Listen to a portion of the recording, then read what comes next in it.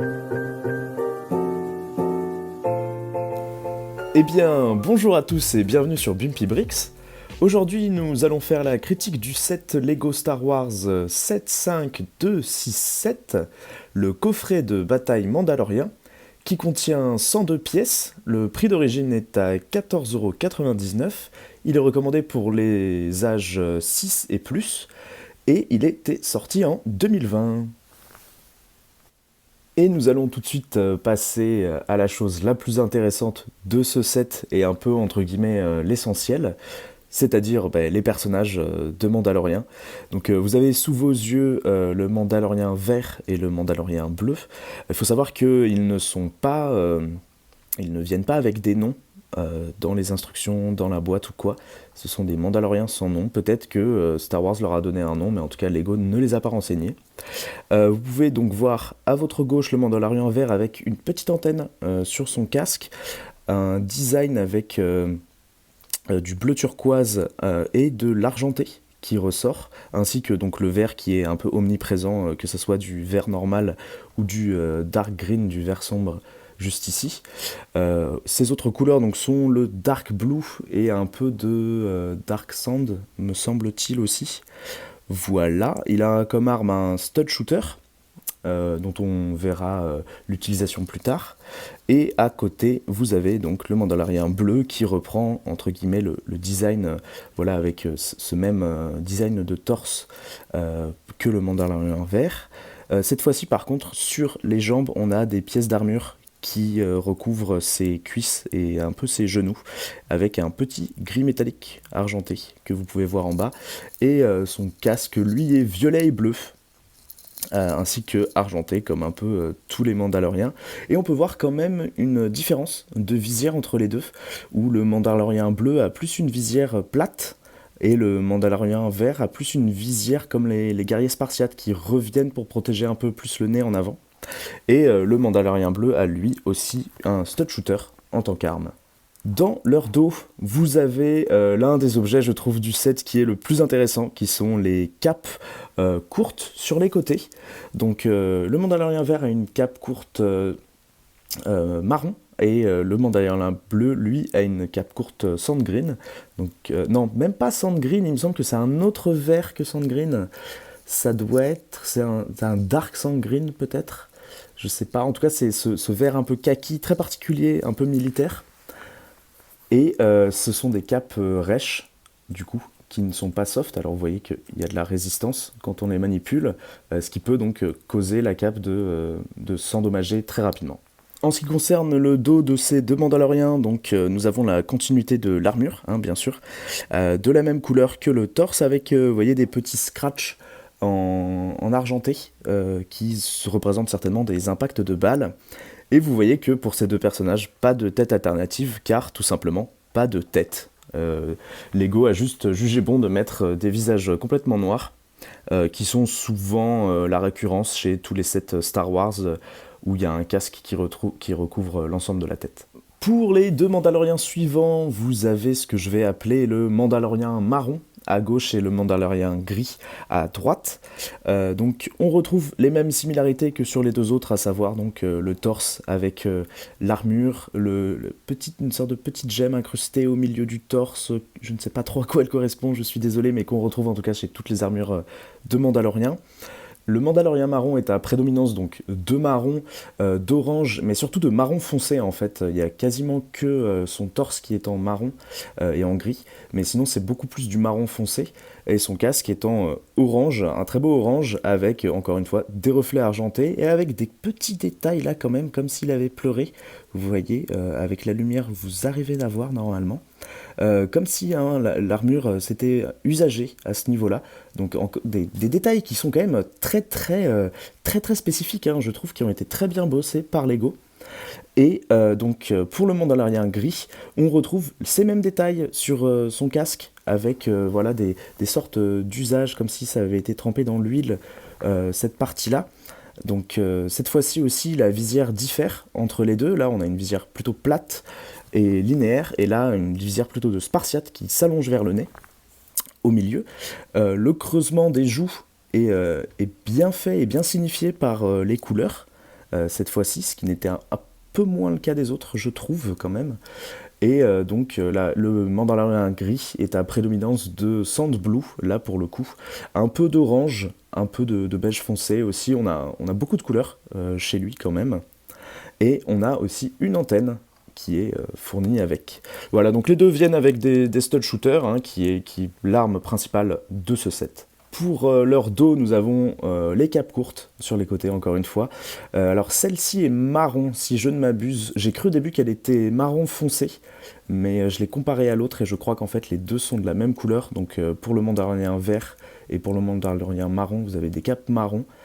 Donc c'est dommage, on aurait préféré voir peut-être une autre teinte de cape en plus pour avoir 4 capes différentes, ce qui aurait vraiment rendu chaque personnage unique. Et on a donc pour le Mandalorian gris, pardon, j'articule mal, une cape totalement noire cette fois, et donc les deux capes sont rêches elles aussi. Et oh, quelle surprise, quand on enlève leur casque, on retrouve ces fameuses têtes noires, et dans leur dos on peut voir la continuité de l'armure, donc voilà, rien de bien fantastique aussi pour ces deux Mandaloriens. Dès qu'il s'agit d'enlever leur casque, il n'y a plus personne. Pour ce qui est de l'unique véhicule du set, vous avez un speeder, donc un véhicule qui est propre à Star Wars. C'est une sorte de moto sans roues en fait, et les roues sont remplacées par cette sorte d'exhaust, de pot d'échappement derrière, qui là est simulé avec une flamme rouge, comme vous pouvez le voir, et ça simule du coup la puissance de l'engin qui avance. On a des petits détails ici qui montre la fabrication du vaisseau. Donc c'est coupé très droit pour faire une forme, j'imagine, ergonomique avec le vent. Là, une petite ventilation certainement pour le moteur. À l'avant, on a ces sortes de pales qui pourraient s'apparenter un peu à des ailes, mais c'est plus, je pense, des pales pour le stabiliser en l'air, parce ce qu'il faut bien se dire, c'est qu'il n'est pas censé toucher le sol, hein. Il est censé être un peu plus élevé. Voilà. D'ailleurs, je trouve ça un peu dommage qu'ils aient pas inclus peut-être une pièce transparente pour le surélever un peu, pour faire comme s'il volait. Ça aurait peut-être mieux rendu. Donc vous avez ces pales ici à l'avant. Là, on a une espèce de petit phare. Et aussi, les trucs les plus importants, entre guillemets, pour l'amusement de ceux qui vont jouer avec, ça va être que vous avez des stud shooters, donc en anglais, donc des lanceurs de picot, hein. Hop, et voilà, si vous appuyez dessus, ça vous les envoie. Et il y en a, les stud shooters, il y en a les petits picots rouges là que j'ai envoyés. Il y en a vraiment beaucoup qui sont livrés avec le set, donc c'est pas qu'on s'en fiche de les perdre, mais si vous en perdez un, disons que ce n'est pas très très grave. Et donc on a un guidon juste à l'avant pour permettre à un Mandalorien de conduire du coup ce véhicule. Tac, donc je mets le Mandalorien marron comme sur la boîte, et vous voyez que ça marche parfaitement.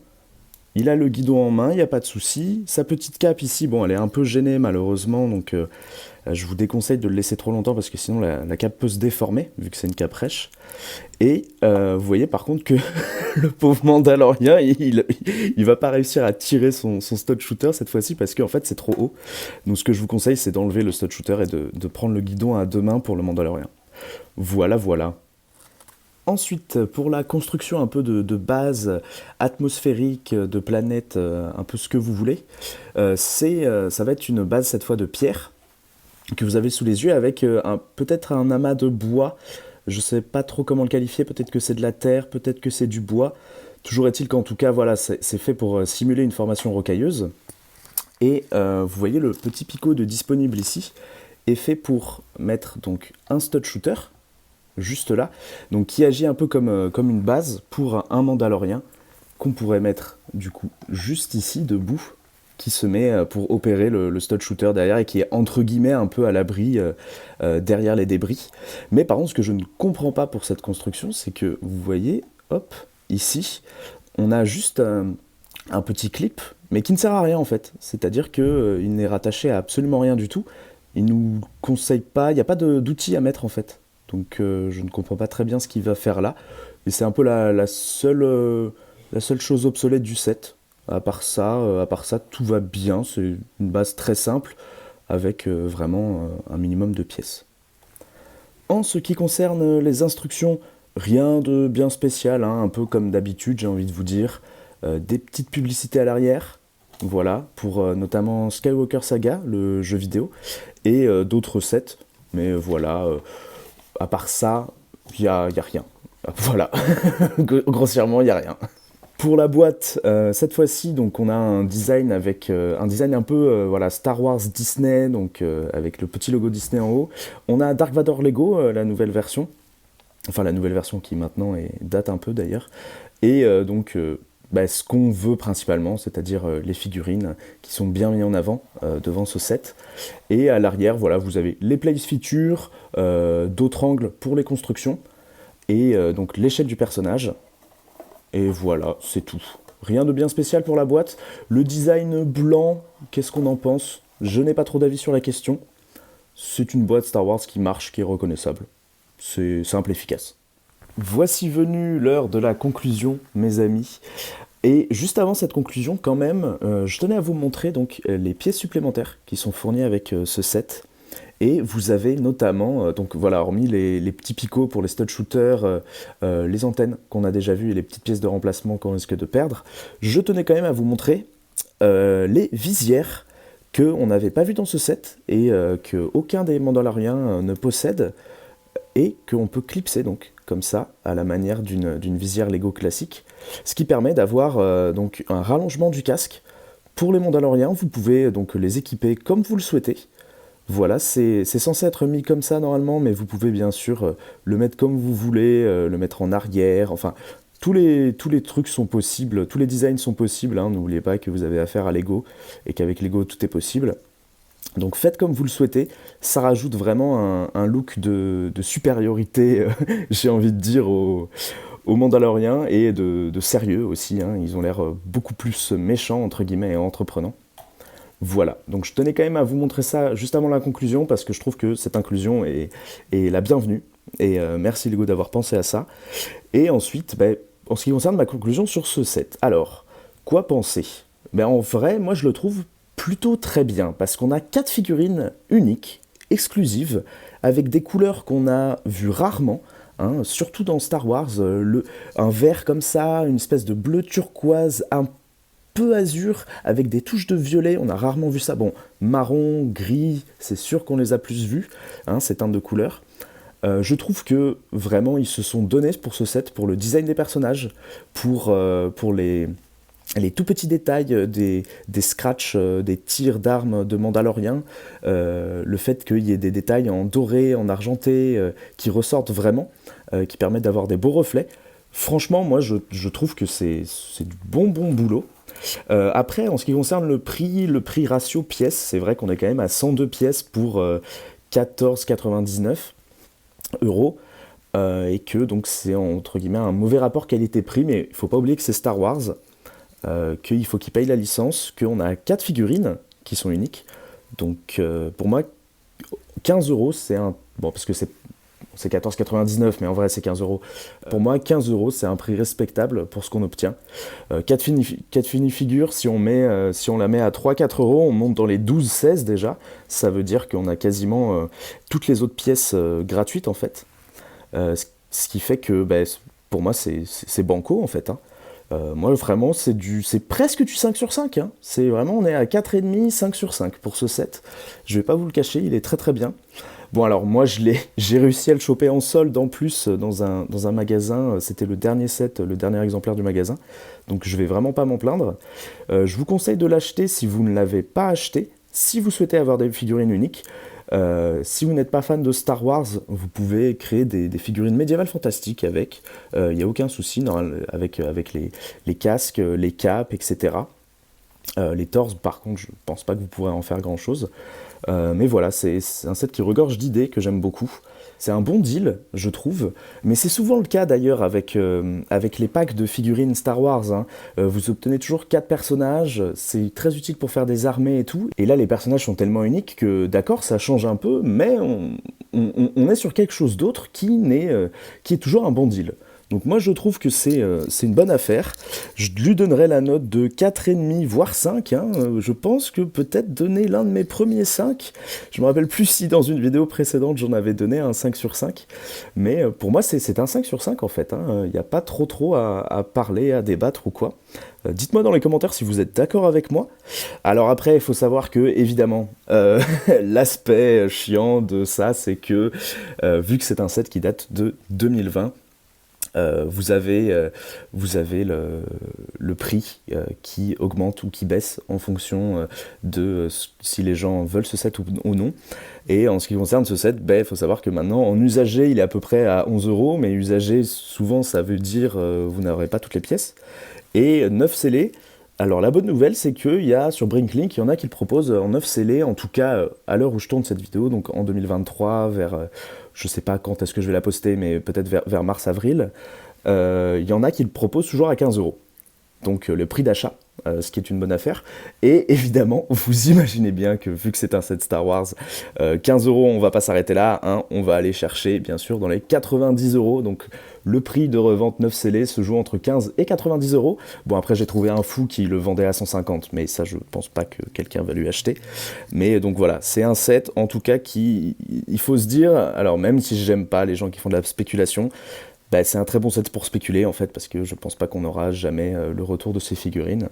Donc malheureusement c'est le cas, donc si vous ne l'avez pas acheté au départ et que vous l'avez un peu oublié ce set, moi je vous déconseillerais de l'acheter à part si vous le trouvez à bas prix, parce que les prix sont vraiment exorbitants pour ce que c'est. Ou alors essayez de chercher les figurines séparément, hein. Peut-être que vous pourrez les trouver si ce n'est que les figurines qui vous intéressent. Mais voilà, donc ce set, un 5 sur 5, car les figurines sont uniques. Après, le design du speeder, il est pas mal, vous voyez, ça pique pas des hannetons, hein, voilà, c'est mignon, c'est gentillet, c'est simple. Après, ça, voilà, bon, ça, on peut juste le détruire pour utiliser les pièces rocailleuses pour faire un mock. Voilà, je vais pas plus parler, parce que j'ai déjà beaucoup parlé, mais je voulais quand même justifier ce 5 sur 5, qu'on soit d'accord.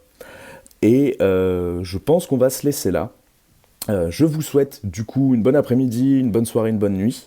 Et écoutez, on se retrouve très vite dans une prochaine critique. Voilà, j'espère que celle-ci vous aura plu. Merci beaucoup d'avoir regardé.